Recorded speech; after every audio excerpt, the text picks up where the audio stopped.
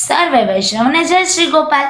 આજે આપણે પ્રભુ શ્રી ગોપાલલાલજીના 9 માસની લીલાનું વર્ણન કરવા જઈ રહ્યા છીએ, જેની શરૂઆત આપણે શ્રી ગોપાલલાલજીની વંદનાથી કરીએ। શ્રી ગોપાલમ સર્વદા વંદે ભક્તિહમ સુકૃપાનિધમ સ્વરૂપદાન દાતારમ ભાવ ભક્તિ વિવર્ધકમ। પ્રભુ શ્રી ગોપાલજી આપણને આજ્ઞા આપે કે આ પ્રસંગનું આપણે પઠન કરીએ। બોલો પ્રભુ શ્રી ગોપાલ લાલ કી જય। પ્રભુજી 9 માસના થયા છે, દિન દિન અધિક પ્રતાપ દેખાડવા લાગ્યા। કોઈના મનમાં કંઈક ઉપજાવે તો કોઈના મનમાં કંઈક બીજું હોય।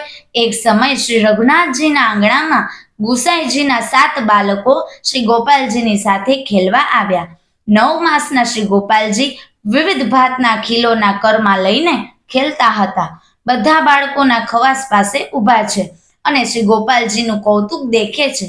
તે સમયે શ્રી આચાર્યજીનો સેવક ખીમદાસ ક્ષત્રિય શ્રીનંદનો વાસી આવ્યો અને સર્વ બાળકો ખેલી રહ્યા છે તેનું દર્શન કરવા લાગ્યો।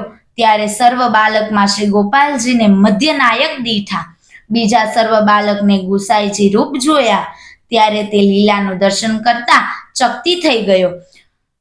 ત્યારે તે લીલાના દર્શન કરતા સર્વે ભ્રમિત થયા અને ખીમદાસને તે લીલાના દર્શન કરતા શ્રી નાથજી ખેલી રહ્યા છે તેવું દિવ્ય દર્શન થયું।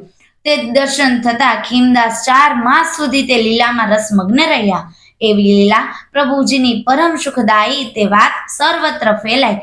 ખીમદાસની સ્થિતિ 4 માસ સુધી વિકળ રહી તેવું દર્શન દાન આપ્યું। જો આ પ્રસંગના પઠનમાં મારાથી કોઈ ક્ષતિ રહી ગઈ હોય તો તુમ દાસાનો દાસ જાણીને મને ક્ષમા કરજો। બોલો પ્રભુ શ્રી ગોપાલ લાલ।